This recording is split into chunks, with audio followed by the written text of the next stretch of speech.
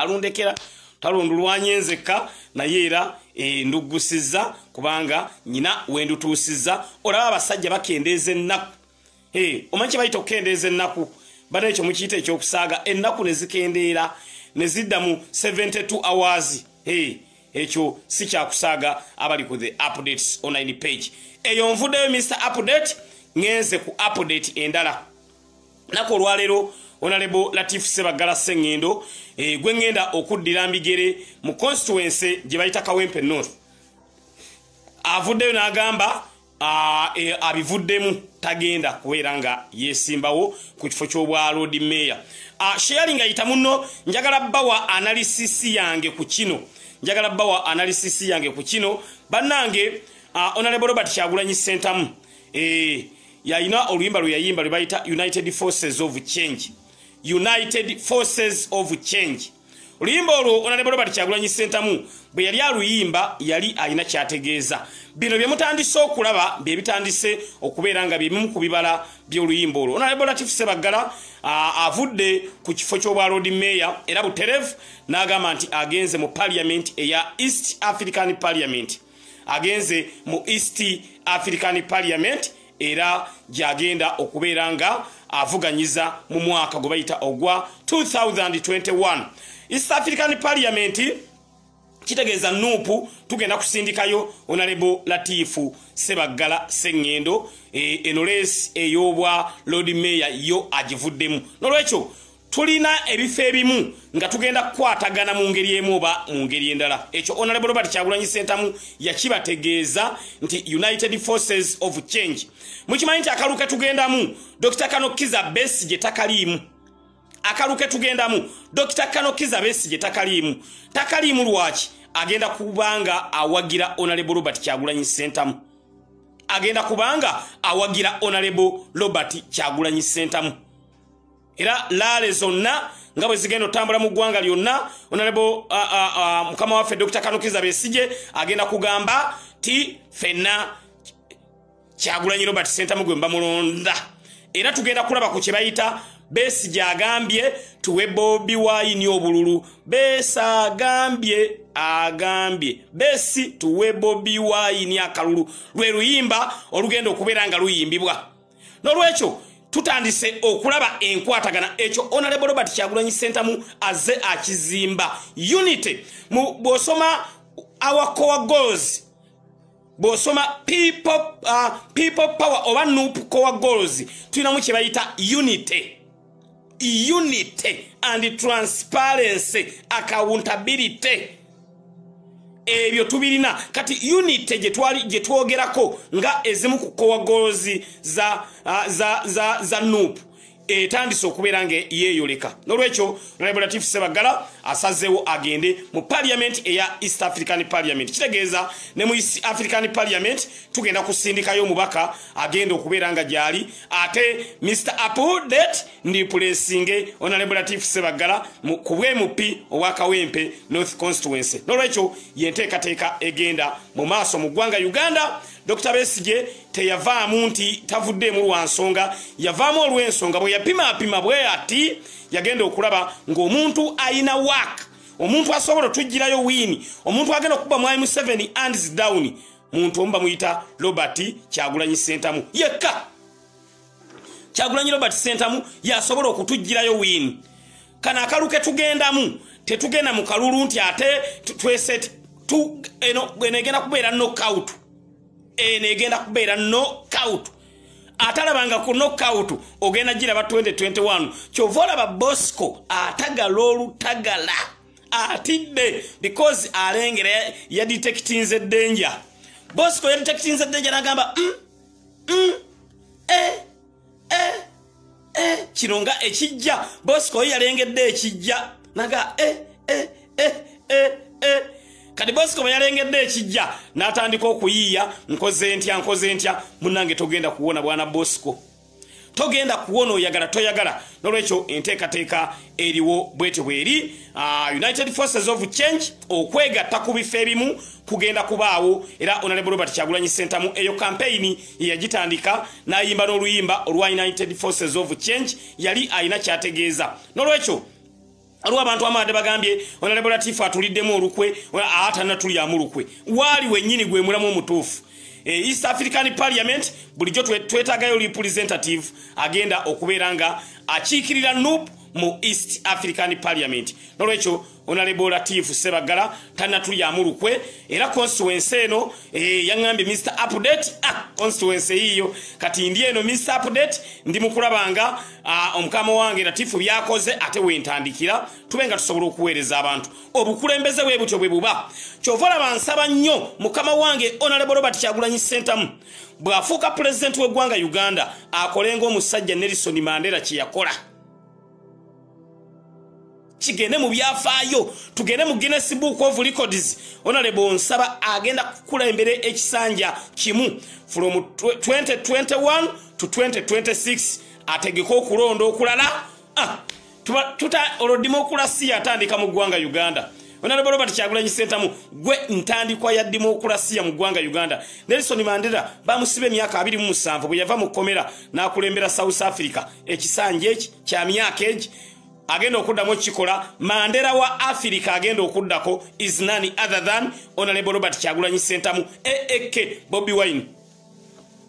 yagenda okuddamu okukola ebyafaayo wano mu Africa twagala okubalaga tetuli baluvumbu yinza kyovola ba Mr Update nkulembedde ekisanja kimu ku bwa road councillor neŋŋamba ngenze ku bwa MP Honorable Robert Kyagulanyi Ssentamu ekyo agenda kimaintaininga bulungi nnyo because constituency y'Ekyaddondo agikulembedde emyaka egi n'agita n'agamba omulala gye n'agenda ku bwa president w'eggwanga Uganda kisanja eki myaka egi akite tugenda balagako abantu bangereda Mr Update ekisanja kimu tujja kuba tukyamuyinamu ennyonta ati sibeere bibiri anayi Honorable Kyagulanyi ye enteekateeka ye okutereeza eggwanga tekikwetaagisa bbanga ddene ono wa kisanja kimu tukola byafaayo ono ne wanu yatam ategeka okulonda mujja kutya agende mu Guinness Book of Records Robert Kyagulanyi Ssentamu AAK Bobby Wine twagala kulaga Bosco kibayita spirit of nationalism twagala mulaga demokrasiya atambula atya n'emyaka 35 okyakulembera abantu toyina yadde achievement name Mwai Museveni mubuuza achievement ye eriki tayinayo yadde tayina achievement nolwekyo Honorable Robert Kyagulanyi Ssentamu abantu bayonta bage kisanja kimu kiba kitono ati sibibeere bibiri atwagala akola ebyafaayo principal waffe twagala abeere ebyafaayo tunoonya byafaayo kuba biri kiri ekisanja kyo kyawedde dda agenda kukikwata twagala likodi nga Nelson Mandela gye yakola twetaaga African youngest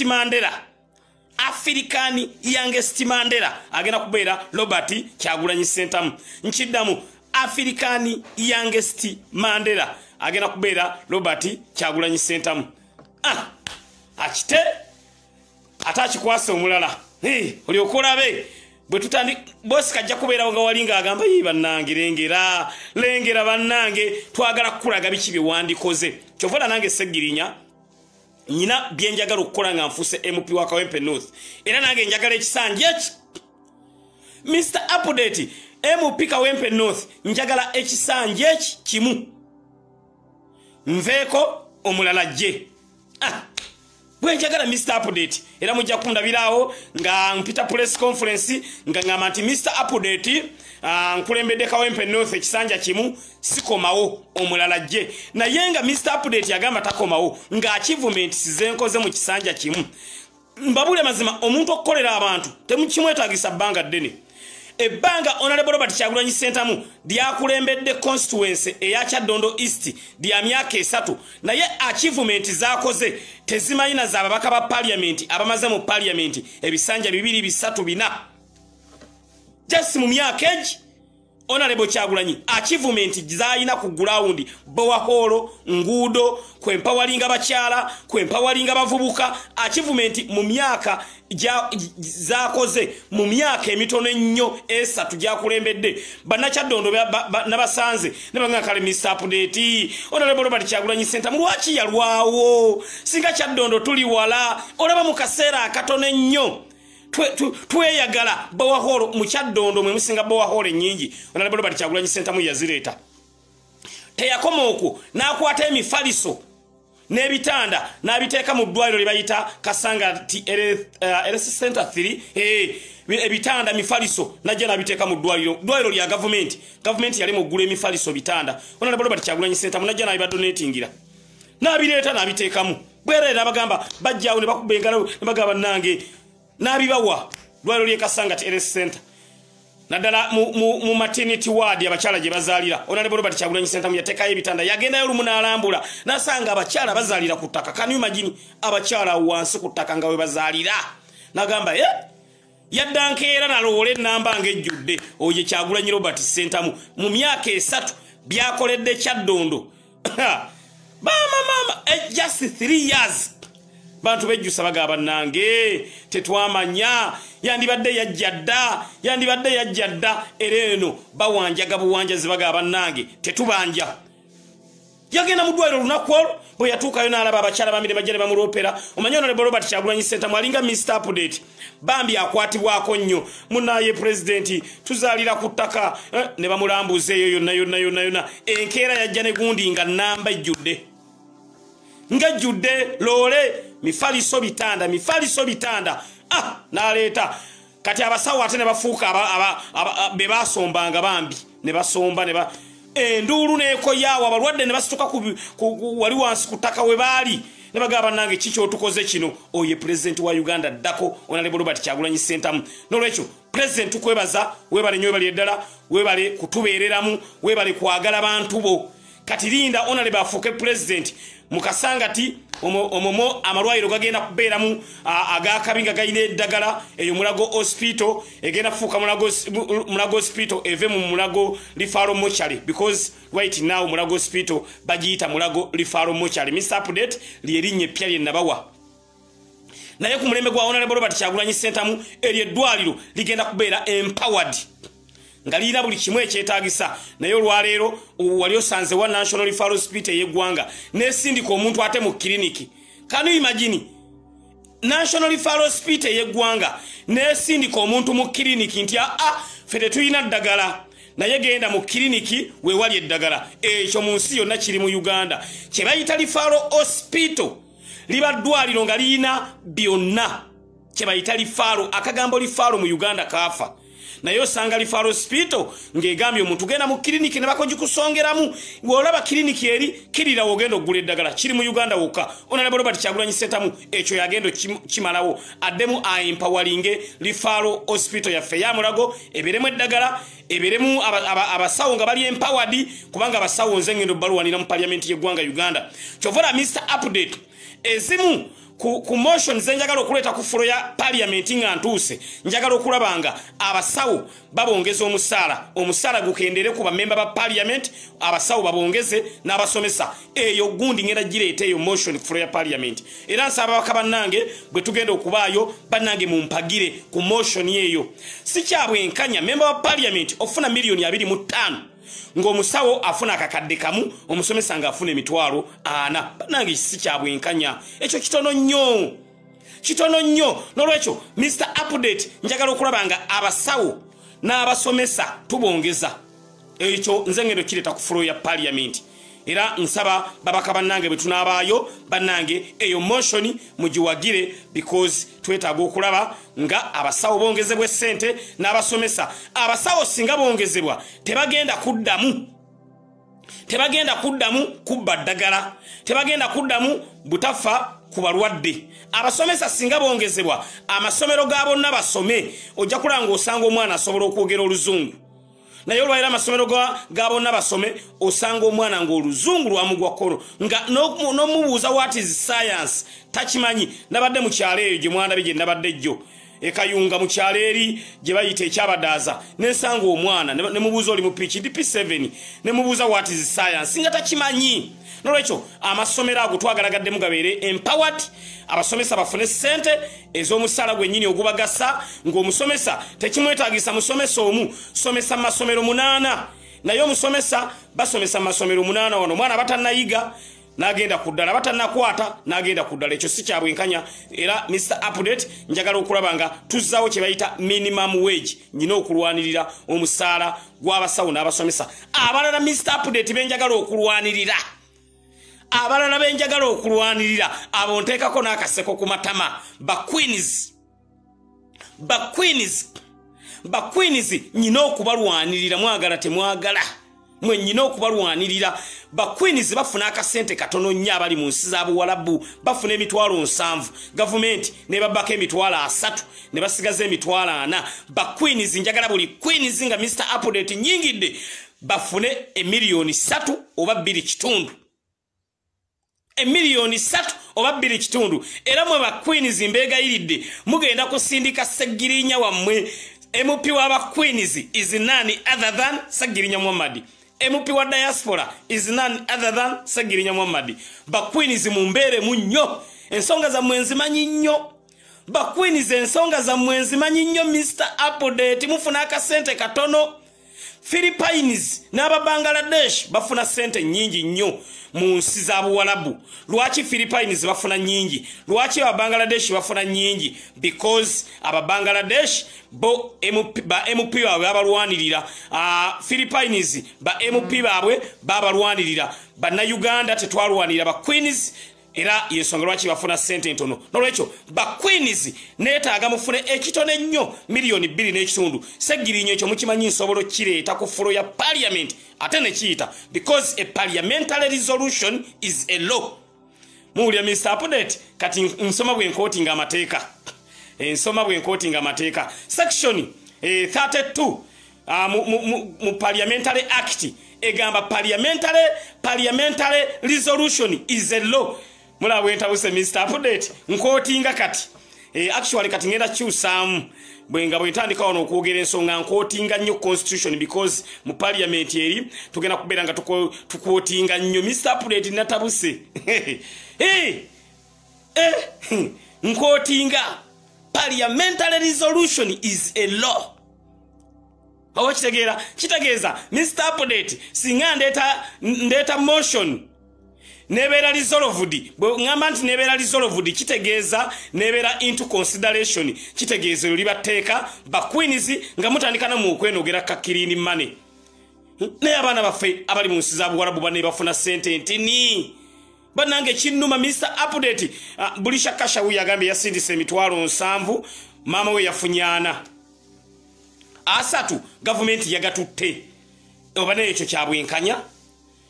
nomala mu kiyumba ky'omuwalabu omwezi mulamba ng'okolera emitwalo 4 bw'ofuna engolo bw'olya kubuzi abaana balidde kubuzi ne zibatuuka wano kubuzi gana na bazaalamu omuntu kubuzi zifuuse kubuzi omwana alya kubuzi omwezi mulamba n'afuna emitwalo 4 ekyo si kyabwenkanya nolwekyo ba Queens MP wammwe agenda okubeera nga abalwanirira ye Ssegirinya Muhammad ekyo mukimanyi nsobolo kikola nabatereddeko ka video lwe nagenda ku parliament nga nwanirira abaana bali mu nsi za Buwalabu bwe babonyaabonya nga ngenze n'omufaliso banange mumponye Mr Update nemenga genda ku parliament nga ngenze kwekalakasa munsindike mu parliament ngendeyo nga ngenze kuteesa ne kati mbadde ngenda nyina kwata mufaliso Mr Update ne bed cover ne pilo atenga ne namba emu mweri ne numba nenga banange bana babona ne nebakao ku parliament ne bwobera mubaka tekikwetagisa genda na mufaliso na blanket nti wekalakasize bweru wekalakasiza ku fulo ya parliament chovula bane mumbere mu mukisobola bulungi nyaga amanyi mugalina nze bana nyire ebintu byennengera ababaka bibandikoze nga tebabikola. That's why njagala ba challenging aba MPs nga nyingidde mbage banne tulina kukola kino Mr Update bwe ntuka mu parliament ngera kubeera class monitor w'ababaka nganze mbakola ke evaluation nze class monitor gundi ruju bantu bo bafa MP gundi abantu bo babona bayambe ngamba beera mu byomu era mujja kundabanga atera update online page tejja kuvanga ko wali nga tuteesa Mr Update wamwe mwana wa live walinga abaawo nga mmanya Mr Update yoyo nera nai kuba mwaka fananyi Kyagulanyi wangu ndo wa president Mr Update MP Honorable Kyagulanyi ajja okugulawo bagita State of the Nation address. Honorable Kyagulanyi ajja okugulawo parliament yaba Mr. Update. Tutudde Honorable Robert Kyagulanyi Sentamu ajira mu suit ye yalagirwa n'olugatto olwalagirwa Mr. Update ntudde ku ntebe eyo maaso wano. Ala nange. Ntudde ku ntebe eyo maaso wano Honorable Robert Kyagulanyi Sentamu ayimirira eno 7 abakumi bayimiridde eno ba Edi Mutwe eno abakumi bonna basazeeka wayimiridde feba Mr. Update tutudde wali president agulawo parliament eyaba Mr. Update. Ala nange ekyo kankirowozaako Kyagulanyi atudde wali ena abakumi bayimiridde bati kati speaker wa parliament atugamba nti president of the Republic of Uganda Honorable Robert Kyagulanyi Sentamu agenda kwogerako eri ababaka abayingidde Mr. Update ndi wali maaso ntudde munnengera atenze mmanyi mujja kuba mubuuza Mr. Update atuddewa nze ate sijja kubeera backbench Mr. Update awosaagalawo ebyo tuula eri emabega njagala wano mu maaso we munnengerera obulungi kati nsooke ntandika okuteesa nga bwe nkootinga constitution mwena mugambe nti eki tulaba tetulaba ala nange mpulira n'essanyu nkigatta nti ne mpulira nga n'essanyu limpitamu bannange teri kitasoboka mu maaso ga Mukama Katonda kanteekeko insha Allah Honorable Robert Kyagulanyi Sentamu ogenda kuyingira State House come rain or sunshine olina okubeera president. Tutudde wali ba Edi Mutwe beetalaawo bwe bakkirira bwe bambuka ba General Sauda bali omwo bali ku radio call ya clear security clear. Tutudde wali Honorable ayambadde anyumye bane Honorable ogenda tuwonya ebintu bingi nnyo. Omusajja ajja mu parliament okwadressinga State of the Nation address ayambadde saati singolole empale zino zindabada engatto zino zimwana akula zebayita naironi zajjiramu ni Honorable Robert Kyagulanyi Sentamu ogenda tuwonya omusajja ogenda tuwonya ebiswalo Urubeta Soja ogambye Mr. Update mupika wempe North 2021 bambi Urubeta Soja oyo yatuyimbidde oluyimba olwa campaign Urubeta Soja yanyimbidde akayimba ka campaign era ke kagenda okubeera nga kakola mu campaign zange ate Urubeta Soja yagulidde abaana bali aba office eyenamuwongo computer ziri ezakabye ezalagirwa bambi Urubeta Soja thank you so much nsaba Allah akusasule musera yangambye Mr. Update tuwayo computer abaana office gye waggulawo nolwekyo bannange mugenda kweyagala kati olwo ndeeta proposal Mr. Update ndeta proposal jukira tusooke no mu committee tuleta proposals ezenjawulo ngamba bannange diaspora community eyo yatubeereramu nnyo tuweereze ennyonyi buli nsi tugiweerezeemu ennyonyi ziri ziika baage 3 zisooke zikomyewo bannayuganda bajje tuserebulatinge nabo bannayuganda bali mu diaspora tulina okuserebulatinga nammwe nga mutubeereddemu ne bannange bannayuganda bali mu diaspora tugenda kubasasula kiffe era mbanjagala proposal njagireeta Honorable Robert Kyagulanyi Sentamu kama wange president w'eggwanga Uganda tusaba at least tuweereze ennyonyi 3 UK tuweereze ennyonyi 3 mu America tuweereze ennyonyi 3 era ewa mu nsi za Buwalabu tuweereze ennyonyi 3 Canada then bannayuganda musooke mukomewokko mwenna abaludde okulaba ku Uganda muddemu mweyagale jukira gavumenti ng'ekyali mpya buli kimu kiba kyangu ebintu tekuba musolo ebintu biba bya layisi Honorable Robert Kyagulanyi Sentamu ajja sooka ayimirize Uganda Revenue Authority nga tekola nga buli ayingiza tekuba musolo mulyoke muleete ebintu byammwe mugenda kweyagala bannange Honorable ogenda gaba tax holiday ya myaka ng'ebiri suubula ebintu byo leeta muleete nga tubalese myaka 2 tax holiday nga tekuli musolo nemwayi mu 7 n'ogula emmotoka ya miliyoni 2 n'osasula omusolo gwa mitwalo gwa miliyoni 8 ng'ate emmotoka wagiguza 2 naleeta ambulance twagigula $4,000 wali e Boston sebo gireeta wano ne bangamba osasule emiliyoni 3 bampa ambulance ekyo wali okirabye mu nsi ki nolwekyo Honorable Robert Kyagulanyi Ssentamu olwo ataddewo tax holiday olwo mukola bukozi Mr. Update olwo nganze omubaka nteekawo zikigudde wani eziwera za kupiikinga babaka baganda baffe abavudde mu diaspora tujjawo tubanona ala nange simanyi na kumanya bannaye nga twetala bwetazi tulinga bakagatto kamu nga twambadde engule tulina munnaye okubeera nga twegobako ekikoligo kya Bosco eryo ebbanga tugenda ddimala nga tulya tunywa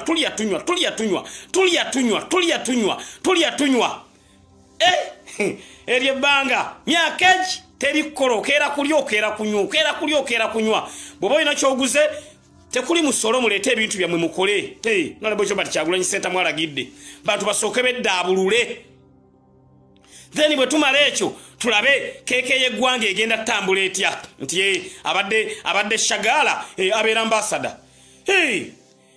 kirungi nnyo omuntu okubeera mu kintu ng'akimanyi kati ng'okutte omwana abadde Shagala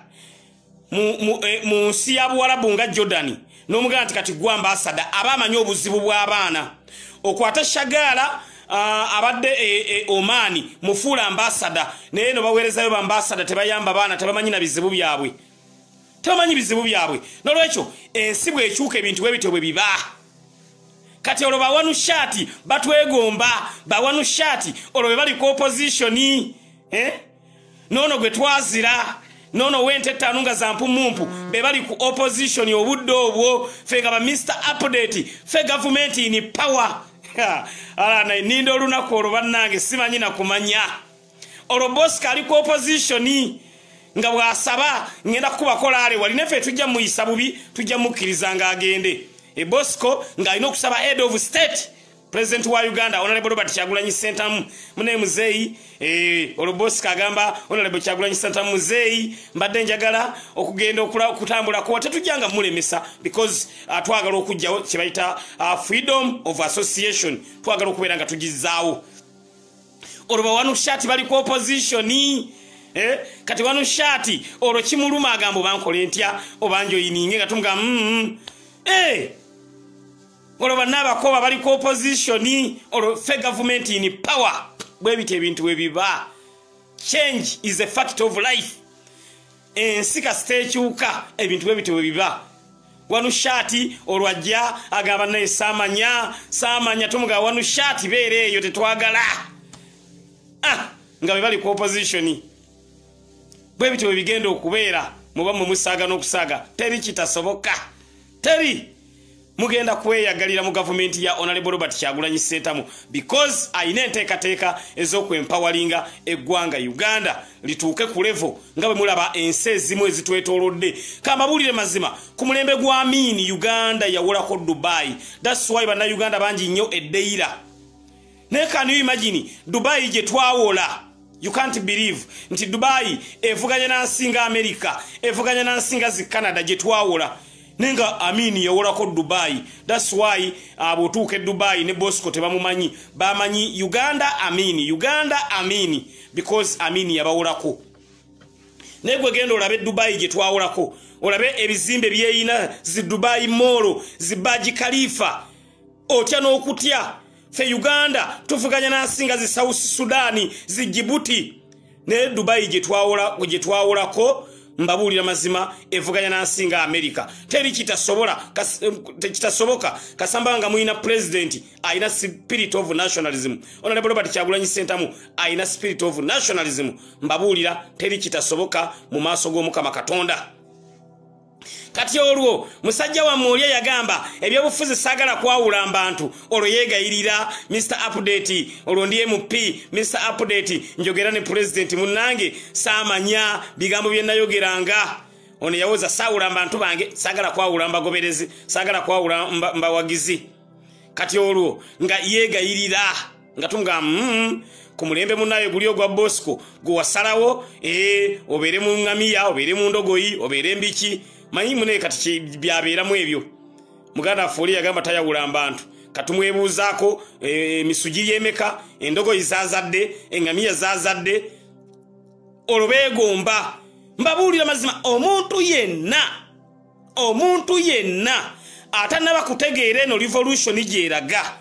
oli kubikadde kino ekintu mbabuulira mazima ffe tetugezesa bugezesa wabula tuli ku kintu kye tugenda okuwangula mbabuulira mazima tewali kitasoboka mu maaso ga Katonda ffe struggle yaffe twasalawo tukulembeze Katonda kyobala buli kye tukola twekkiririzaamu naye nga mbabuulira insha Allah tugenda kubeera bawanguzi teri kitasoboka tugenda kubeera bawanguzi olabe Uganda ng'etinta Uganda ngezze ku mulamwa ne kati Uganda teri ku mulamwa amazima ga Katonda mu ggulu Uganda embeera gy'erimu ekaabya amaziga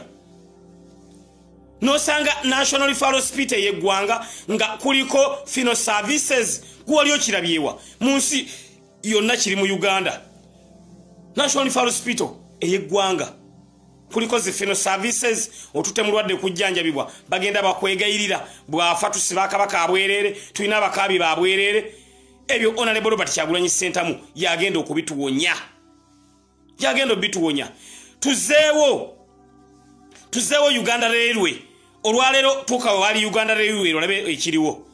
Uganda Railway tokaba n'amaziga bipampa galubi ebiryawo bana omusajja ono yatta ebintu eyo Uganda Railway yatutaasanga nekendeeza traffic congestion mu kibuga naye omusajja genda olabe wali Uganda Railway olabe embeera gy'erimu ebintu byonna byakaddiwadda tewali kikola Uganda Railway tugenda kugizaawo tulabe nga tusobola okubeera nga tujjawo congestion mu kibuga ng'abamu bakozesa taxi abasobola okukozesa railway nga bagikozesa tugenda kuzaawo Uganda Airlines tugule ennyonyi ziri zennyini zikaŋŋaŋa naye n'ogenda ku airport y'Entebbe baafuna buno obunyonyi bugundi buno Bombardier mumbadde mukimanyi nti Bombardier tezikyaswa kati kano kezimaze ebbanga Bombardier zino kezimaze ebbanga nga tuli mu lockdown Bombardier nga tezibuuka ezo kati zaafudde tekuli namu kubanga olwedde babuleeta bukadde babujja Canada bwe nabuuzaako Canada ne bagamba nti segirinya bu Bombardier obwo Bosco bwe yali abujja eno yatugamba nti alima nnyo omuceere yatugamba mbu alima nnyo vanilla yatugamba alima nnyo emmwanyi obuwuka bubabonyaabonya Bombardier bazireeta kufuuyira buwuka kufuuyira birime nebo yazituusa wano naga nti kati Bombardier zigatandika kutambuza bantu kyovola Golola bwe yakatuulamu kamusuukunda bwati okukakkana Golola yagenda ofuluma akanyonyi ako nga kyakakoze muganda wange nenga bu Bombardier bwaleetebwa wano kufuuyira kasooli muwemba vanilla Bosco bwe yali abujjayo eri kye yabagamba era beewuunya nnyo okulanga obunyonyi obwaleetebwa ate abasajja bali Canada bagamba nga balengera obunyonyi bwe baweereza wano okufuuyira omuwemba okufuuyira emmwanyi kasooli nga balengera omusajja abutadde mu transport butandise otikka abantu bu Bombardier twagala tuzeewo Uganda Airlines tukomyewo ennyonyi ziri zennyini zikaŋŋaŋa ezaaliwo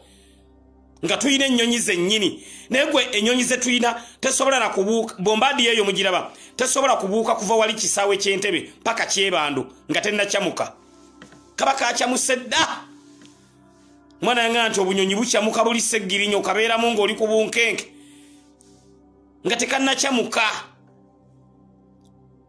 nolwekyo Honorable ebyo byonna birinako solution twagala okulaba nga tukola kye bayita value for money mwe mukimanyi nti Uganda nsingagga tulina ssente Uganda tulina ssente etayinaayina mu Uganda naye mwali Museveni ssente azidaivatinga naziteeka ku bintu ebirala